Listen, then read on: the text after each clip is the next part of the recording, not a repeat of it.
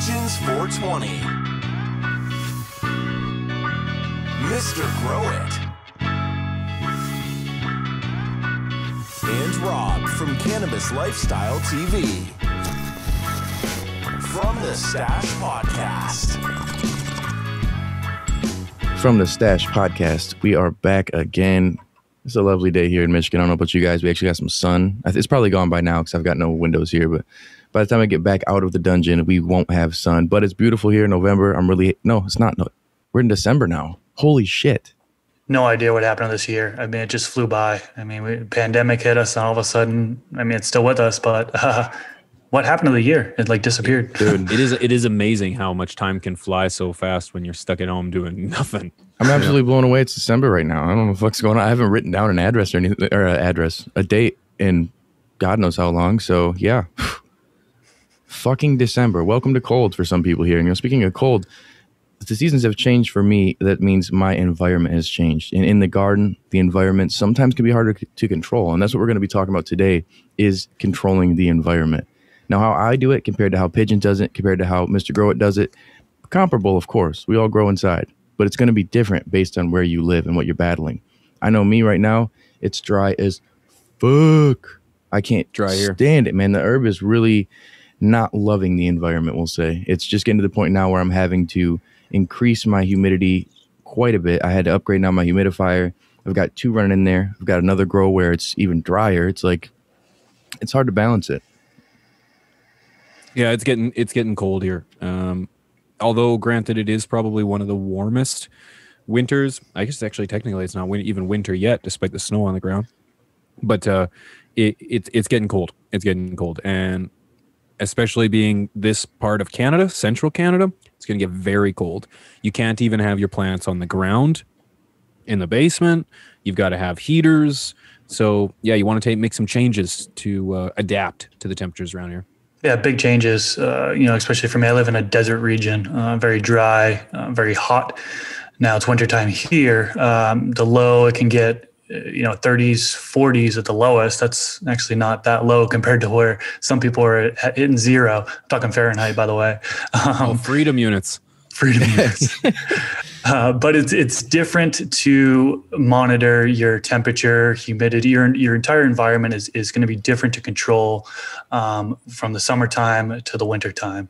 So that's what we're going to talk about this episode is kind of controlling the temperature, humidity, CO2, air circulation.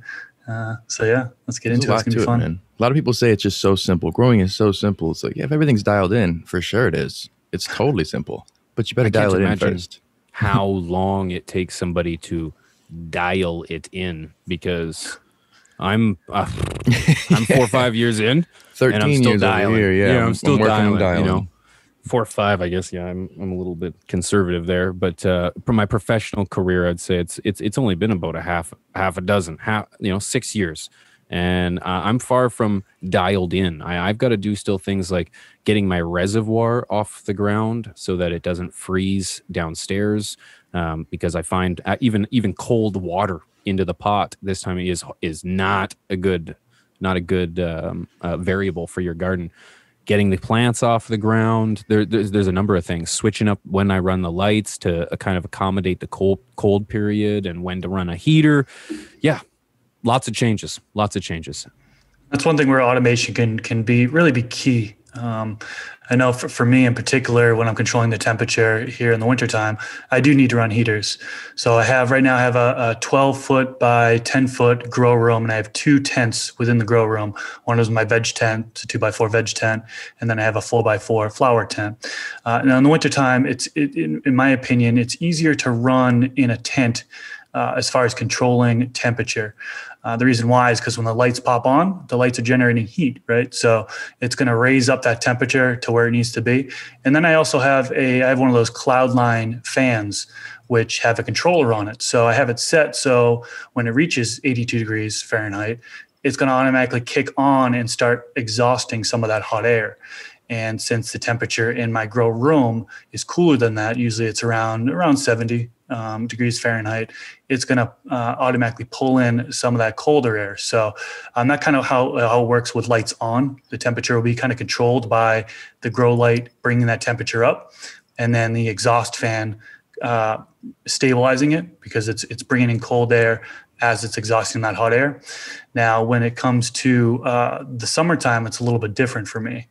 Now, summertime, I have to add cooling, air conditioning, and so I currently use the AC in my house.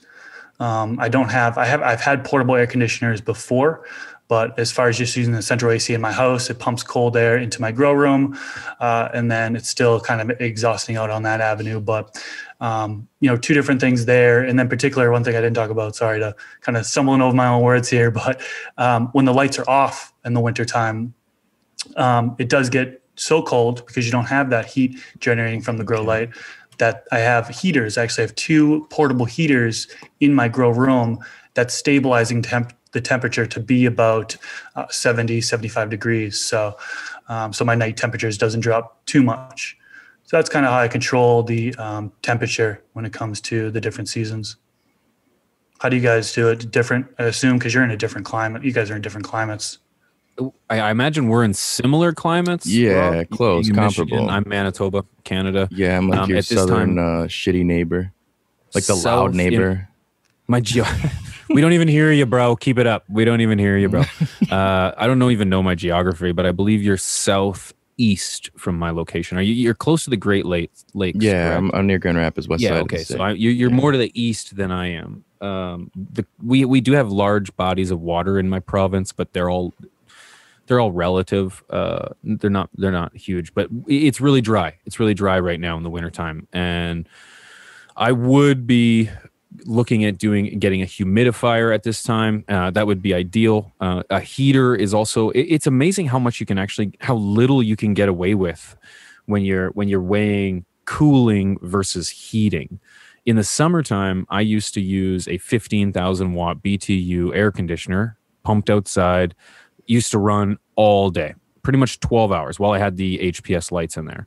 Used to run 12 hours a day, and then it would cut off in the evening with the lights. When I got LED and had to switch to heating, I have or even in the evenings after that air conditioner would go off, just a small portable heater that I got. No, I guess it's not portable, but just one of those little tiny ones. It's got a thermostat on it, so I can dial in exactly where I want my temperature. Of course, it's great to have a thermometer that tells you the range of your garden. I know, I'm pretty sure both of you guys have automated systems. I know both of you guys have automated systems. The only automation in my garden is the thermometer, and it has a range on it for 12 hours, and at least I can kind of determine based on that what the temperature was throughout the night. So dial that in, but the energy used for a small little heater versus running an air conditioner it's astronomical. So I much prefer having the winter around the garden than the summer, because I can then use the heat of the garden to kind of heat the surrounding area of my home as well, and vice versa. So yeah, it's small things that you take into consideration when trying to adjust. I know people who only grow in the winter, like just because of that simple factor of the variables are easier to control, because it is a lot easier to warm an area than it is to cool it. I guess it depends on the space that you're dealing with, but you got to understand in some situations with LED in particular, you almost still have to heat it up. I'm in a basement right now. Even in the summertime, I'm dealing with like 70, 72, and I really like it a little bit higher with LED just to fit closer to run where I want it to be optimum for the plants that I'm growing in particular. And so I still will run that heater sometimes. And right now I'm using the Niwa Grow Hub, big shout out to them, to be able to automate all that, which is great. I set up a recipe on there, which is basically like setting up your process where you want the temperature to be, the lights to be at a certain point. If you got irrigation, you could set that up. And it's pretty cool because for me, I'm not hands-on this grow as much. It's completely organic. I water it. That's really all I'm doing. And to be able to get little alerts and things to let me know if there's an issue, for the most part, I don't have the issues. I don't get alerts, but I'm able to dial it in remotely. So I don't have to worry about the fluctuation in temperature. But now when it's coming to things like humidifiers, unless you got a big tank, that humidifier runs out kind of quick. And this isn't right in the other room where I could just go in and change the water, add more water to it real quick. So I need to upgrade, buy maybe 2 or 3 over there. I just saw somebody in the 420 Growers Club had one that looked like a fucking Pokemon. It was weird, big giant thing with like horns out the sides, super weird looking. But I think I'm gonna get it. Big shout out to X Factor actually, and I really think that you gotta really focus on the fluctuation, the influx. If you're going from a really high humidity to a low humidity, you don't want it to swing dramatically. So I've been trying to keep things on that automated side for that reason, because I can't control it as much as I can in the grow tent here, which is easy for me to just turn around and get into, you know what I'm saying? So depending on the situation, automation definitely is going to be very, very important, because you can't jump over there. Well, for sure, always. Some people argue against it where they want to be hands-on and be in everything, but unless you're hit by COVID, like, you might be busy with work. I love the sensor push monitor. It's a sensor push temperature and humidity monitor. It's a real small square. I think it's like 1.5 inches by 1.5 inches. I hang that right in canopy level, and it's Bluetooth, but you can get a Wi-Fi gateway. I have the Wi-Fi gateway. It's next to my router. But in that app on the smartphone, it shows the temperature and humidity, and it shows graphs. So you can see up and down. You can see how stable it is. You can see it by day. You can see it by hour. You can see it by week. You can see it by month, I believe. And so looking at that historical data is super beneficial. And also you can set it up so you get alerts. So if the temperature is too high, or the temperature is too low, or the humidity is too high or humidity too low, depending on what range you set it on, you'll get an alert to your smartphone. So this reduces the amount of time that I have to go in and check on my plants, you know, in my tent, for example. So when I get a notification like that, I can just go in my grow room and go in the tent and investigate to see what's going on. So yeah, automation and having those alerts is definitely beneficial. I totally agree with that one. Automation is the way to go. And then this is somebody who is not, not automated at all. Like, there's nothing automatic about my garden, like, at all. Like I said, and it's not by choice, you know. It's like, I love being hands-on. I would say I'm a champion for getting hands-on in your garden. That's, you know, that's kind of something that I perpetuate. However, that doesn't mean that's I desire that need to be hands-on and maintaining that human eye on my garden. I think I'm just kind of a dinosaur when it comes to the whole garden, or just my whole process. If it ain't broke, I don't fix it, is kind of how it goes. And I'm just not necessarily reluctant to change, just not searching for it. So yeah, but I would argue, just based on what you guys are saying, that automation is the way to go, you know. Now, as I say that, I kind of digress in terms of the argument that, no, I do have something automated in my garden and it fails repeatedly. The only thing guaranteed about it is how often it fails, and that's my timers. The timers for my lights. I used to use digital timers. However, those digital timers are so susceptible to outside variables that, you know, kind of impact their effectiveness. And so I would be a little, you know, I would be a little nervous to assume that automation would be 100% foolproof, because I think it's obvious that you still need to maintain some vigilance and some observation in your garden to ensure that these devices or these tools are correct. But yeah, needless to say, there's a place for automation and there's a place for hands-on. Wait, so I'm curious, what problems did you have with the digital timer? I run digital timers and I love them. I mean, they have the backup battery built in. You don't even need to change the battery. Yeah. If you have a backup battery, and if that battery is still good in your timer. I had a timer that lasted, and the battery inside of it was no good. And so when the power went out, you know, boom, you think, okay, the battery's got it, but there was no battery there. Another issue that I had was with not necessarily the automation of itself, but it was an electrical issue with the socket, and the plug kind of like overheated and it started to melt. Oh man. And this would have been something that I would have picked up a little bit faster had I, say, been more regular in checking the electricals more so than the timer itself. But I still there's a as we get more automated, I would assume that there's still a level or a variable of, or a margin of error. That's all.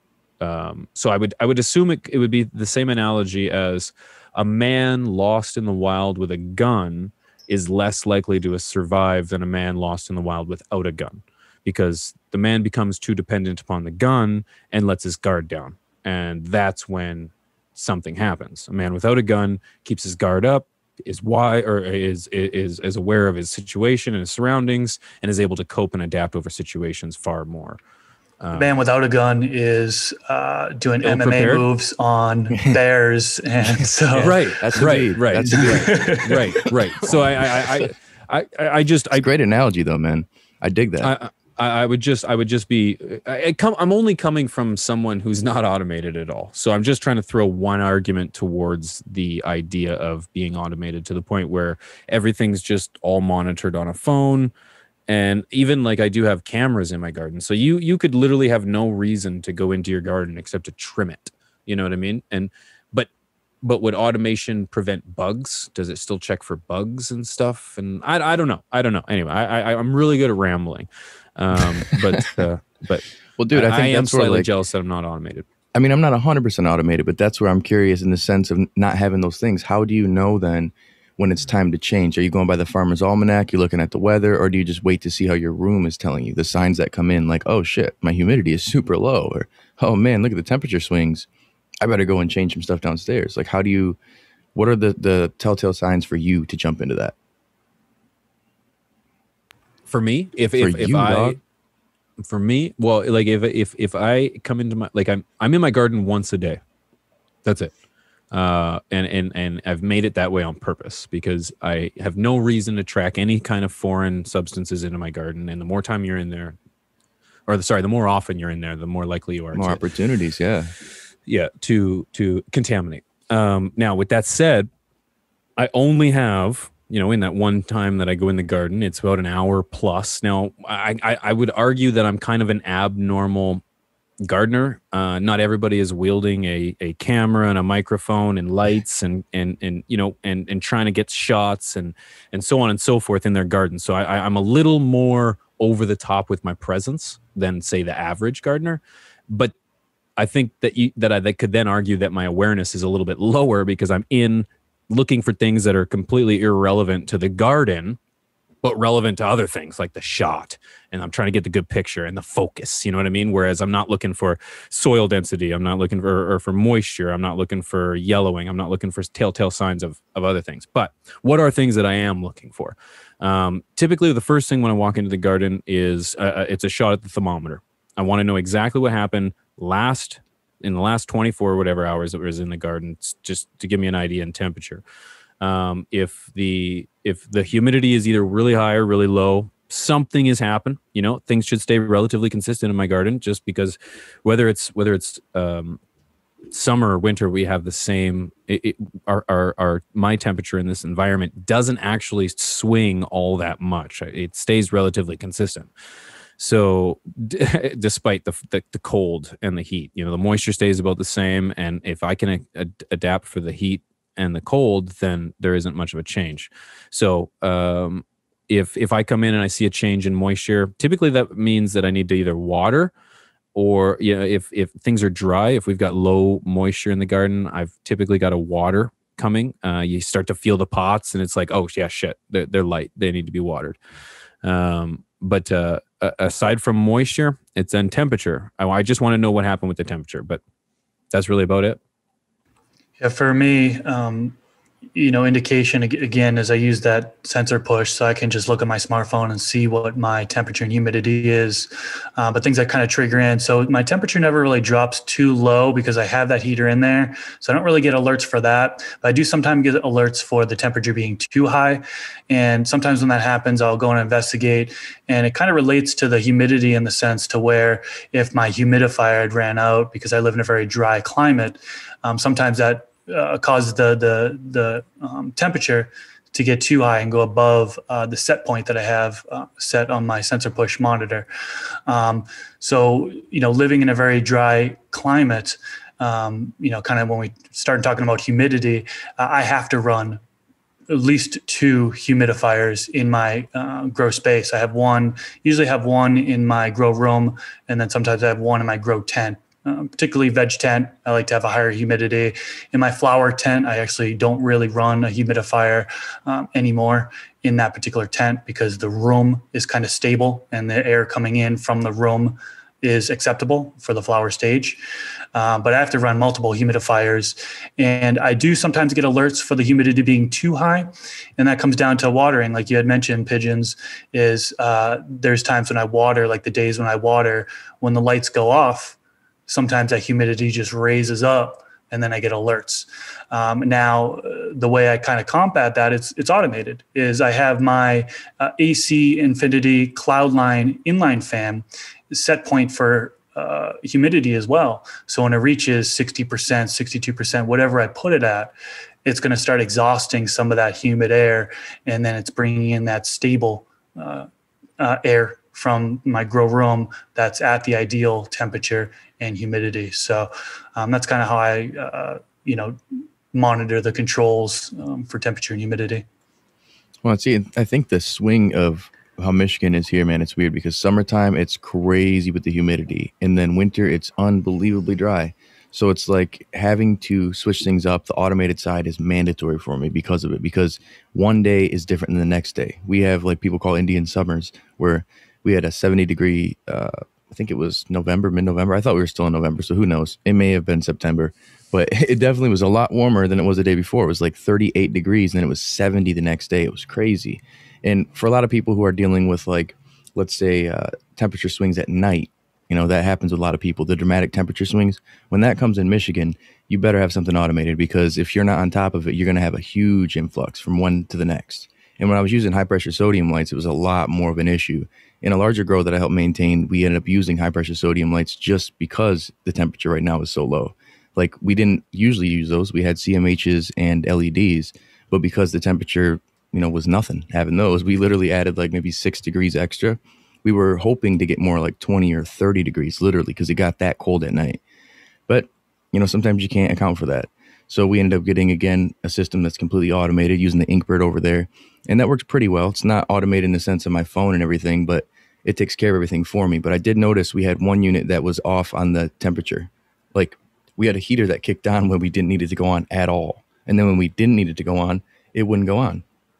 No rhyme or reason. We ended up ordering a new one. I sent that one back. They gave us a new one, no problem. But it's like, that's the argument I was looking for right there. That's Chris, where the automation is like, that's the one. And it was this is a very hands-off spot too. So we found out after the plant showed us, unfortunately.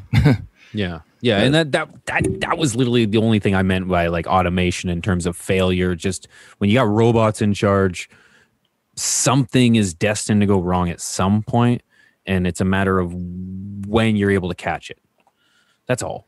And that's just coming from a guy who's jealous that he doesn't have all the pretty toys that you guys have. Well, and it comes into like human error too, though, and I've been that person in the past where I didn't account for the temperature swing, and then I'm having major drops in temperature, and I just didn't think about it, where I know nighttime is going to be colder anyways, but we just had a temperature drop today in the day, so I should have a heater down there, and it's only going to be one day, but I should still have it. So again, when you got something, that NEWA Grow Up's great because I got it set to a certain area for everything that I need, and it's going to just go off based on the environment. If it changes, it's going to stay at this point based on my equipment that's connected to it.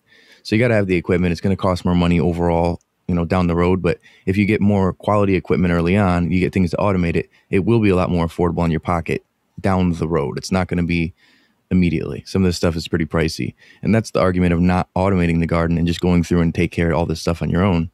When you're dealing with, like, you need to add more fans, let's say, you can't go and just press an app. And I guess you can order a new fan, but you have to add this into your room. In the summertime, I'll just sometimes add an extra fan in, and then I don't need it in the winter. So I won't necessarily take it out, but I won't use it anymore. So there's certain things I have to manually add in. I never need a humidifier in the winter. In the summer, but I always need one in the winter. Never need a dehumidifier in the winter, but I always need one in the summer.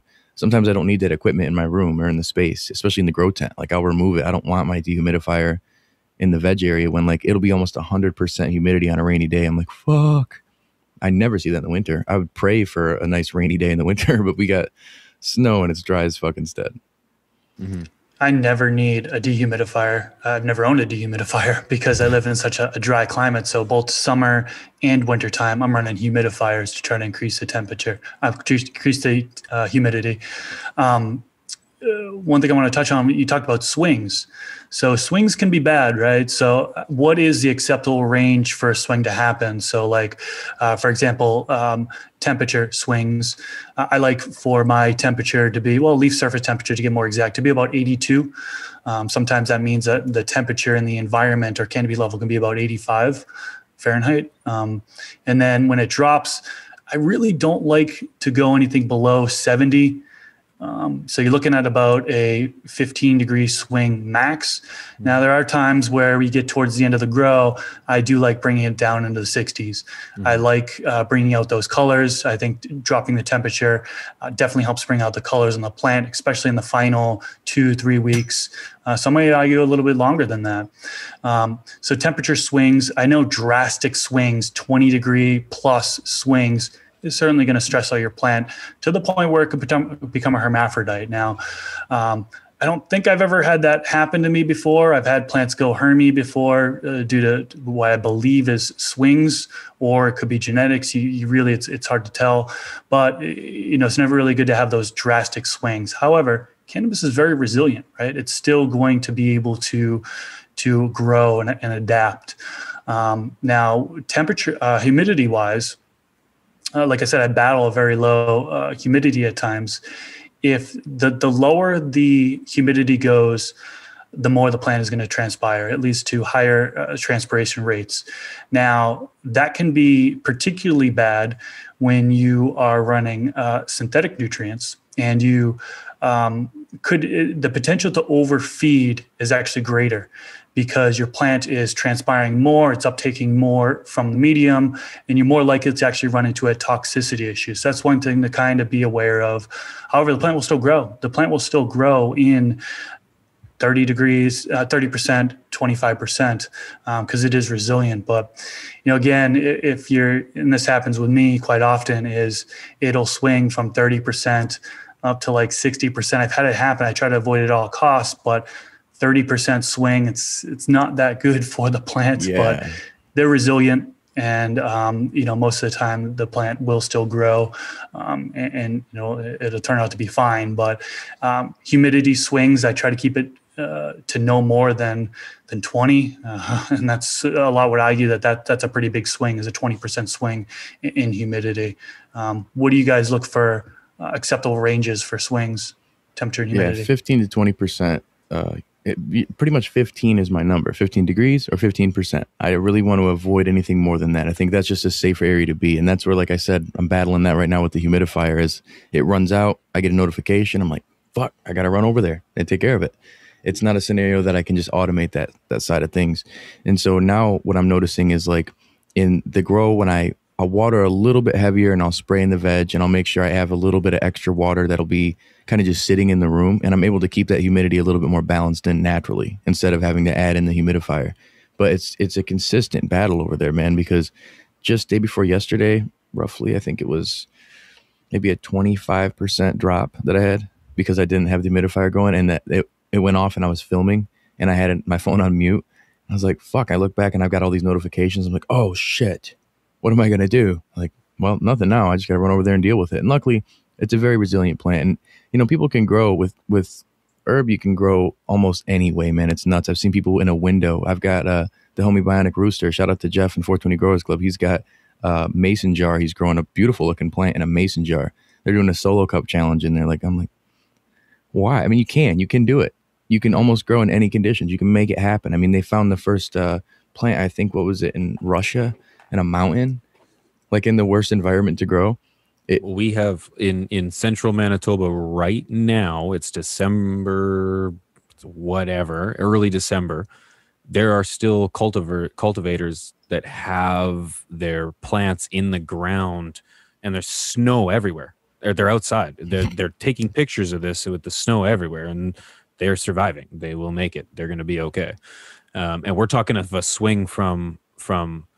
We all know that cannabis doesn't grow in Celsius. It grows in freedom units, and It's amazing to think that you can see it go from 70 degrees to 32. You know what I mean? And bounce back and come back up there and still be fine. Still be fine. And it's doing it. It's not like this isn't make believe. This is it's a weed for a reason. You know, there's no play on words there. It's a weed. So it's quite resilient. So if you're taking the right steps to prepare your environment for whatever, whether it's the moisture or the dry, the moisture or the temperature, I fucking spaced out so bad right there, boys. That's good. I have no idea where I was going with that. That's good. That was Obviously fantastic. did a hoot there. That worked out. Yeah. Well, yeah, no, that was good. what I'll write on that is like, for one, like in the negative side of a weed, I don't like people saying that, but in the good side of a weed, like it'll grow anywhere. Absolutely. Because that's the thing is it may not be the best it could be. Like you think about like Kentucky ditchweed, like, yeah, it can happen, but it can make it. It can survive. So as long as you dial things in, though, you make sure everything's tight and right, you won't have to worry about any of that Kentucky ditchweed, any crap coming out of there. You won't worry about as much of the pests and the issues, disease. Even when it comes down to drying your stuff, like with the environment, you need to be able to have things dialed in there. Whether that be a single separate area, you've got a grow tent for it. You've got, your drying space. It really depends on how you go about it. I know some people in the club, they use a humidor, almost like a cigar box looking thing to dry their stuff in, and they're happy with it. I mean, whatever works for you in particular, but having your environment dialed in. I know for me, I like to keep it around like That's where I was going. 60%. Yeah, 50 to 60% humidity in my area where I'm drying at. I've gotten it down to as much as even 40%, and it's been fine. My humidity or my temperature around 68 onwards to 80, even depending on where I'm at for Fahrenheit, obviously freedom units. And that's for me what works well for drying my stuff. But when it gets to the point where I've got the fluctuation of a rainy day, which seemingly every time I harvest, it rains for a week. Every time. And the humidity is crazy. So I got to get a humidifier in the room to just balance it and to get it dialed in, not anywhere close. So it's pulling from it, but just a headache. How do you guys balance? How do you deal with harvest time for your environment? So for me, again, I live in a dry climate, so I'm always rocking the humidifier. I usually dry in like a grow tent. 9 times out of 10, I'll dry in a grow tent. I'll have a humidifier within the grow tent. Sometimes I'll crack the grow tent, so there's an exchange of air. I don't do an inline fan in my dry environment. Some people just rock the inline fan because instead of the inline fan for air circulation within the environment, I will use a oscillating fan, a small oscillating fan on the bottom of the grow tent. So obviously my plants are hanging at the top of the grow tent. So I don't have it blowing directly onto the buds. It's just like below it and kind of circling up. So air is kind of being exchanged. And I also leave that ventilation sock on the grow tent open. So that way I do get an exchange and a ventilation port down below open. So that way the oscillating fans bring the air in, circulating around and then up and out. I like my drying conditions to be, it varied over the years. I used to do 50% humidity, then I did 55%. Now I'm more favorable towards 60% humidity because it helps me with like a slower dry. When I've had plants dry out within 5 days, sometimes 6 days, it's just not as dense and as light, as nice as I would like it, compared to if I have a slower dry. And for me, it's about 60% is when I'm able to have my drying be about 7 to 10 days. Now, as far as temperature, in the summertime, it gets real hot. Unfortunately, it's gone as high as 80 degrees. And that's another thing why I don't like it to be that high. I think room temperature is ideal around 70 degrees. Some people do 60%, 60% humidity, 60 degrees Fahrenheit, and they've said they've gotten some excellent results. I haven't tried that yet. I think the lowest I've gone is about 65 degrees Fahrenheit. But yeah, about 70 degrees Fahrenheit, roughly 60% humidity, 7 to 10 days. That's my drying environment. I need to do some conversion before I can answer this. In freedom units. Yeah, because I grow in freedom units, but I don't know how to convert it to Celsius to know what my house sits at. I also, the 60-60 is a great rule to follow. Personally, above 50 under 70. 70 is that danger. Well, I don't want to get anyone paranoid, but 70%, in my opinion, is that danger zone of having too much moisture. You want that slow, consistent dry, and that's why I like anything above 50 and below 70. And your temperature wise, you're like, I dry in the basement, in the dark, in the cold, in a cool area, and no air circulation, but it's a closet, but the closet is open at the top. It's in the basement, so that it's kind of unfinished. So there's plenty of air circulation, but there's no wind. And essentially you can draw that dry out anywhere between 5 and 15 days. At those temperatures. But in terms of over 70%, then you're dabbling with possible mold. You don't want to have any kind of variable of mold in the garden, especially during the drying. You've made it so far. And then that 70%, and it'll be mold that you don't see right away. It'll be mold on the inside of the buds. Personally, I've just gotten to the point now where I just separate all my buds. Maybe it's first world problems, but I'm used to the big, thick arm size colas, and the buds are just so packed in there, man. Sometimes I like to open them up just a little bit. But yeah, 50 and 70, there's my range. Yeah, it seems like we all kind of sit around the same ballpark area for that. That's what I'm looking to say, and though it depends on where you're at and how you go about getting to these numbers, and if you're going to automate it, if you're going to do it manual, if you got to change throughout the seasons. I'm almost envious of you, Chris, that you kind of have a pretty steady, even throughout the year type of situation there, other than it's hot as fuck at a certain point. But, it's makes it so you can just focus on the plant more. When you have to focus on the environment, obviously that can take away from some of the plant. But if you don't focus on the environment, it's going to take away a ton of the plant. It just won't be what it could be, whether that's the terpenes, the flavonoids, the THC, whatever you're looking for from the plant. You could potentially be losing it by not dialing in that environment. So hope this episode got, some of that point across. I know each of us have different things on our channels that talk about that. And I know soon we'll be doing some live discussions over on Twitch, do some Q&As, answer some things like that for particular situations, for different grow environments, for different people. Because this is just three growers, man. It was life-changing for me to go from HPS to LED, going from environment focused and paranoid with HPS to all of a sudden environment wasn't an issue anymore. Just try to keep it warm now was the only issue, rather than battling that constant heat of cooling down. So it is nice to not have to lose sleep overnight thinking that my garden could be going to 100 degrees freedom units. That's man, sadly, especially the tent growers. Mm-hmm. Yeah, well, I mean, we didn't even talk about CO2. I mean, that's maybe it's a whole nother. Maybe it's a whole nother episode. I don't know. Honestly, it might be because I got a lot of people sensitive over my last CO2 video I put on Cannabis Lifestyle, where they were like, "Oh, you left this out and that, or this. It's different for where I live, or my plants don't." I'm like, okay, all right. I think if we were to touch, if you're going to use CO2, you need an environment that is going to trap in the CO2. If you have your plants growing in the corner of a basement and you want to add CO2, you are adding CO2 to your house. You're not adding CO2 to your garden. So CO2 is a great benefit. But if your garden is not sealed off and creating its own environment, its own habitat, you're wasting CO2. Yeah, well, even let's just dive into CO2. Everybody wanted a longer episode, so let's do it. Nail it. Let's do it. With CO2, depending on your environment too, if it's really hot in there, some people would benefit from adding the CO2. And I know I've got a buddy who, since he started implementing CO2 in his garden and his HPS grow, it's looking so much better. And the heat stress and the foxtailing that he dealt with, he's not seeing nearly as much, because it's like the plants can just handle it more.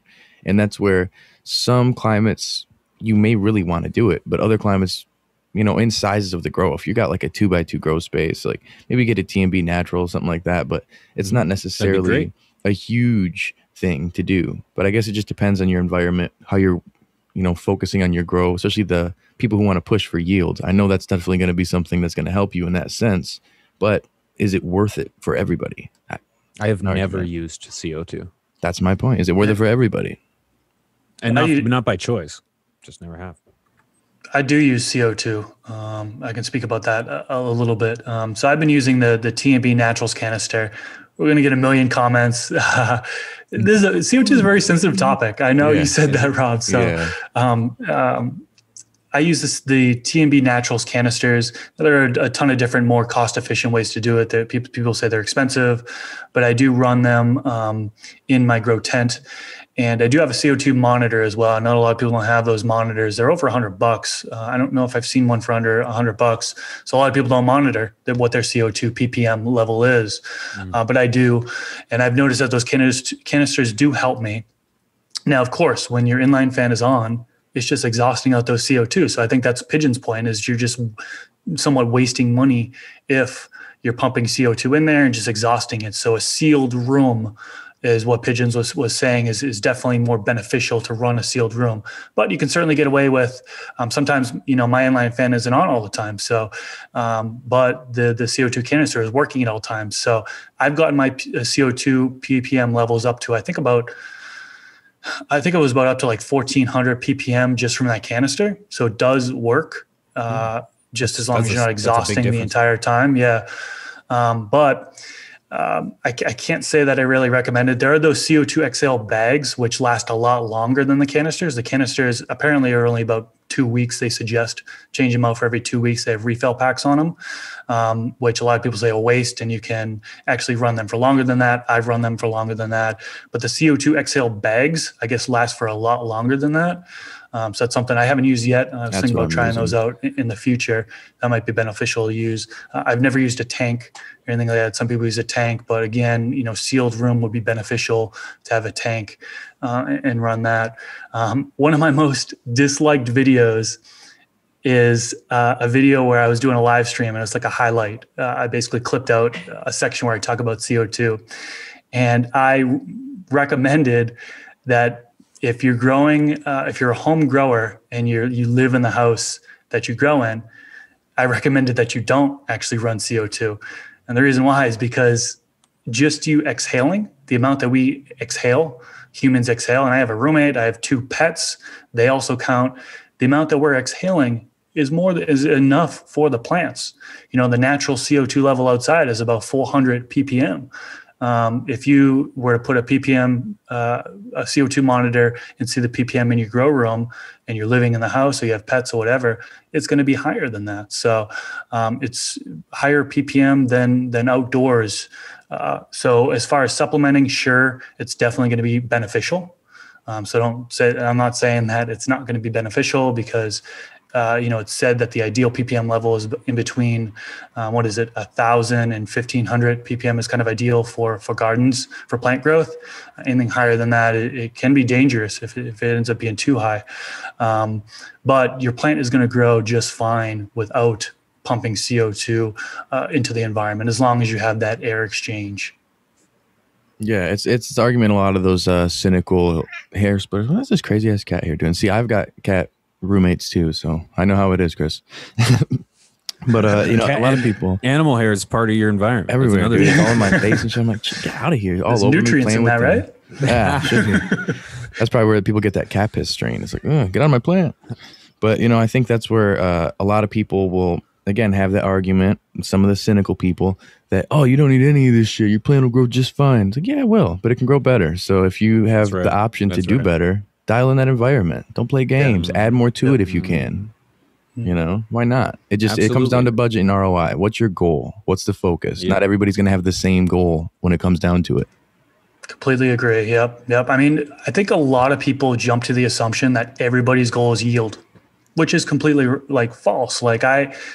I don't care about yield. I want the plant to grow just healthy the entire grow, and it's going to grow to its full potential. It's going to bring out those characteristics, the genetic potential that it has. So I couldn't agree more. I don't know about you guys, but the last time I weighed a harvest was like the weighing unless it was a special one. I know I weighed the tip pot because everybody wanted to hear about the yield, and but aside from that, it's all jars for me. And I tell the old lady, baby, we got 25 jars today. That's it. I don't care how much is there. I'm a very blessed man. My hard work is paying off. I'm being rewarded with sweat equity.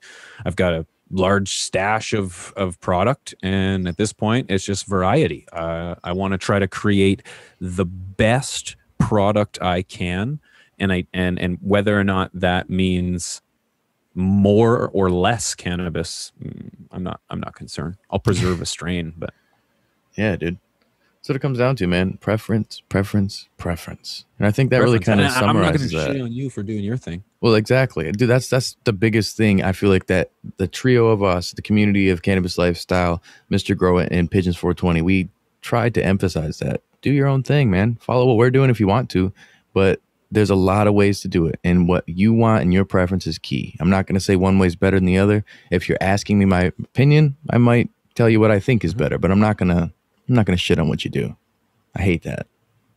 No, and unfortunately, is it's kind of seems not the community, but a lot of the voices surrounding the community are quick to jump on other people's, and they're not even mistakes. A lot of these are choices, choices that they're making, because either I don't want to be like the thing. I didn't get into this to be the world supplier of cannabis. I supply for myself and my wife, and we are incredibly happy for that. And that is the benefit of having a great environment, a great attitude, and the perseverance and desire to get it all done. Amen.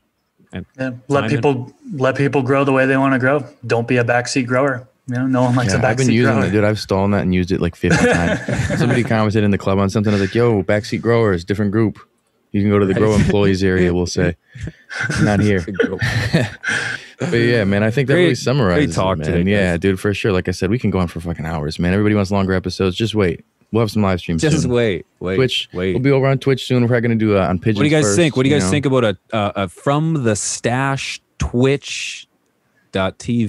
I like that. What do you guys think? What do you guys think? Let us know in the comments. Attractive. Would you tune in to a From the Stash on Twitch.tv? Let us know in the comment section below. You could be watching these live. We're curious to know. Yeah, it might be pretty cool. Let us know. So I think with that being said, summarize it all. That's the crew here from the Stash. Your boy Rob from Cannabis Lifestyle TV, Pigeons 420, Chris, aka Mr. Grow It. We'll see y'all next week.